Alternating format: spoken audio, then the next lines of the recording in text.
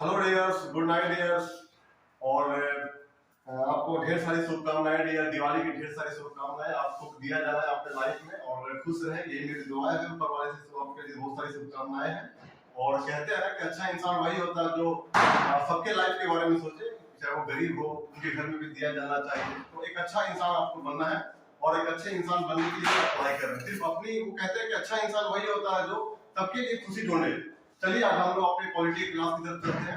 और हैप्पी दिवाली सभी को मेरी तरफ से, ढेर सारी शुभकामनाएं। प्लीज सब्सक्राइब माय चैनल और स्टडी प्लीज। आज हम लोग संविधान संविधान के भाग की तरफ अध्ययन करते हैं। संविधान का भाग क्या है? एग्जाम में कई सारा क्वेश्चन, अगर आप बिहार दरोगा की तैयारी कर रहे हैं, अगर एसएससी सीजीएल एस्पिरेंट है और एसएससी एलडीसी की तैयारी कर रहे हैं, आप बिहार पुलिस की तैयारी कर रहे हैं, तो आपके लिए सबसे अच्छा ऑप्शन है कि आप संविधान के भाग को अच्छे से स्टडी कीजिए। संविधान के भाग एक, संविधान के भाग एक में बताया गया संघ एवं राज्य का उल्लेख किया गया। भारत में संघ कितने हैं? तो भारत में बताता है कि आपका 9 जो है, भारत में 9 यूनियन टेरिटरी हो गया है और 28 भारत का राज्य है। तो ये काफी सारा क्वेश्चन पूछता है, चेंज होता रहता है। भारत में राज्य कितने हैं, यूनियन टेरिटरी कितने हैं? तो वर्तमान में 9 जो है यूनियन टेरिटरी और आपका 28 भारत के राज्य है, ठीक है। और संविधान के भाग 2 की बात करता है। संविधान के भाग 2 में नागरिकता का उल्लेख मिलता है। नागरिकता में और पूछता है, सबसे इंपॉर्टेंट है कि संविधान का अनुच्छेद 5 से 11 तक नागरिकता। जब मैं आपको आर्टिकल का क्लास पढ़ाऊंगा तो मैं आपको एक एक आर्टिकल तोड़ के बताऊंगा कौन सा आर्टिकल में क्या है।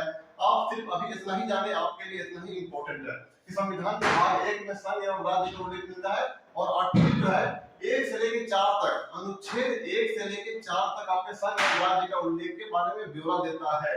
संविधान के भाग 2, संविधान के भाग 2 में नागरिकता का उल्लेख मिलता है। अनुच्छेद है 5 से लेकर 11 तक।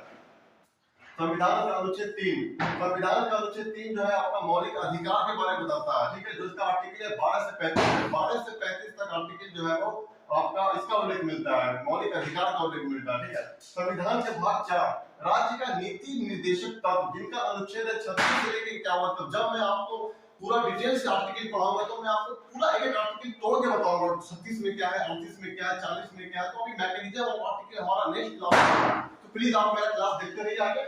और आगे आता है आपका 4 के का, संविधान के भाग 4 के का, संविधान के भाग 4 के का में मौलिक कर्तव्य, जिसका अनुच्छेद है 51 का ए।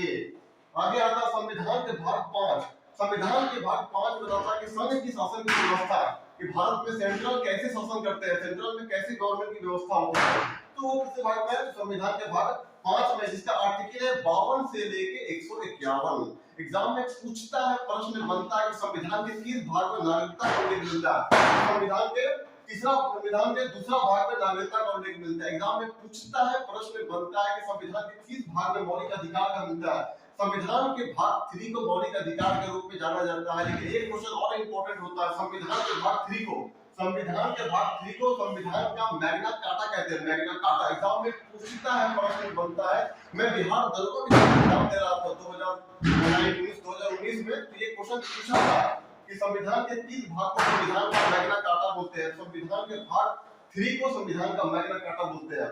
संविधान के भाग 4 के तो में आपका मौलिक कर्तव्य, जिसका अनुच्छेद है 51 का ए। आगे आता संविधान के भाग 5, संघ की शासन व्यवस्था, ठीक है। और इसका आर्टिकल है 52 से लेकर 151 तक, 52 से लेकर 151 तक। आगे आता संविधान का भाग 6, संविधान के भाग 6 में आता राज्य की शासन व्यवस्था, जिसका अनुच्छेद है 152 से लेकर 237 तक। ये काफी इंपॉर्टेंट है। संविधान के भाग 8 के बारे में अध्ययन करते हैं।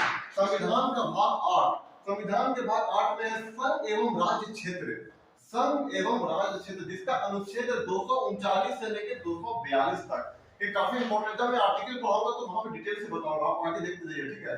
संविधान के भाग 11, संविधान के भाग 11 में संघ और राज्य के बीच संबंध है। भारत में किसी भी शासन व्यवस्था को चलाने के लिए राज्य का भी सहमति जरूरी होती है, संघ का भी जरूरी होती है। सेंट्रल और स्टेट भी देश को आगे बढ़ाते हैं।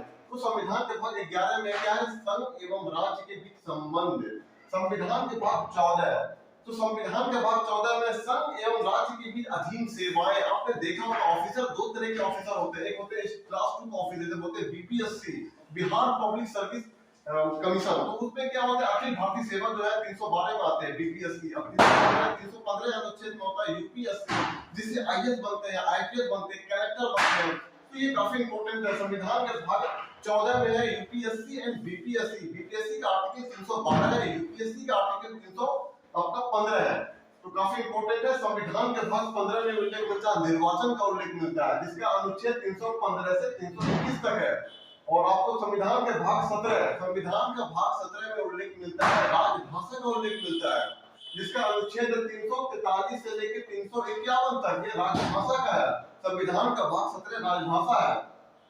संविधान का भाग आपातकाल का आर्टिकल है 352 से लेकर 360 तक। संविधान का भाग 18 में आपातकाल का उल्लेख मिलता है। आपातकाल तीन तरह के होते हैं, एक तो होता है कि आपका इमरजेंसी होता है, वित्तीय आपातकाल जो 360 में है, एक होता है राष्ट्रपति शासन है जो आर्टिकल 356 में, एक होता है आपातकाल 352 में जब दो देशों के बीच होते हैं कि विद्रोह, सख्त से विद्रोह हो जाता है या बोलते हैं पैसा का वैल्यू बहुत गिर जाता है, तो ये सब काफी कंडीशन बनता है कि आपातकाल कैसे लागू होता है, शासन व्यवस्था बहुत भंग हो जाता है। तो आर्टिकल 352, 356, 360 ये सब आपातकाल से जुड़ा है, जो भाग 18 में उल्लेख मिलता है।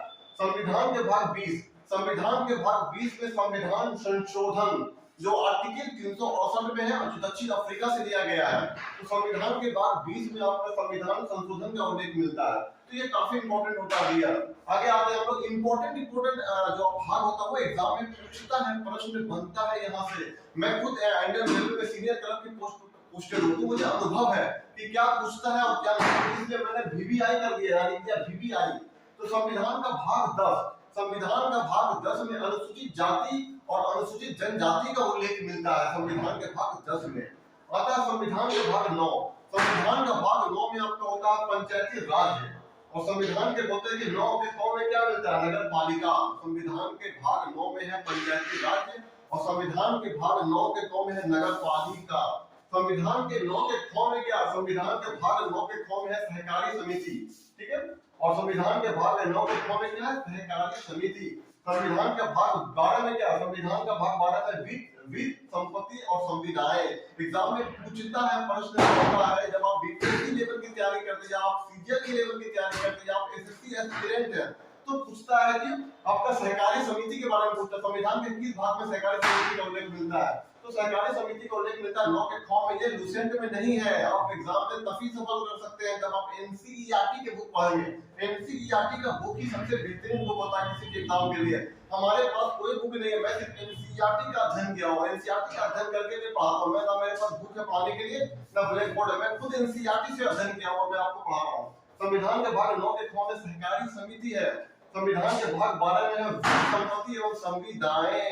संविधान के भाग 13 में क्या, भारत के भीतर व्यापार और वाणिज्य की व्यवस्था भाग 13 में है। तो ये काफी इंपॉर्टेंट। संविधान के किस भाग में भारत के व्यापार, जो भारत के अंदर जो व्यापार होता है, वाणिज्य होता है, वो किस भाग में, तो संविधान के भाग 13 में है। पंचायती राज कहना है, तो संविधान के भाग 9 में पंचायती राज है। संविधान के किस भाग में अनुसूचित जाति और जनजाति का उल्लेख मिलता है, संविधान के भाग 10 में मिलता है अनुसूचित जाति और जनजाति। चलिए इसी से हम आप 3-4 क्वेश्चन की प्रैक्टिस करते हैं जो काफी इंपॉर्टेंट है। संविधान के किस भाग को मौलिक अधिकार का मैग्ना कार्टा कहते हैं, तो संविधान आंसर और संविधान के भाग 3 को मौलिक अधिकार का मैग्ना कार्टा कहते हैं। संविधान के किस भाग में आपको नागरिकता का उल्लेख मिलता है, संविधान के भाग 2 में नागरिकता का उल्लेख मिलता है। संविधान के किस भाग में नगर पालिका का उल्लेख मिलता है, संविधान के भाग 9 के क में नगर पालिका का उल्लेख मिलता है। फिर पूछता है कि संविधान के किस भाग में अनुसूचित जाति और जनजाति का उल्लेख मिलता है, संविधान के भाग 10 में अनुसूचित जाति और जनजाति का उल्लेख मिलता है। फिर एग्जाम में पूछता है, प्रश्न बनता है यहाँ से कि संविधान के किस भाग में भारत के अंदर जो व्यापार और वाणिज्य होता है, भारत के अंदर जो व्यापार होता है संविधान के किस भाग में है, संविधान के भाग 13 में इसका उल्लेख मिलता है। एग्जाम में पूछता है, प्रश्न बनता है यहाँ से।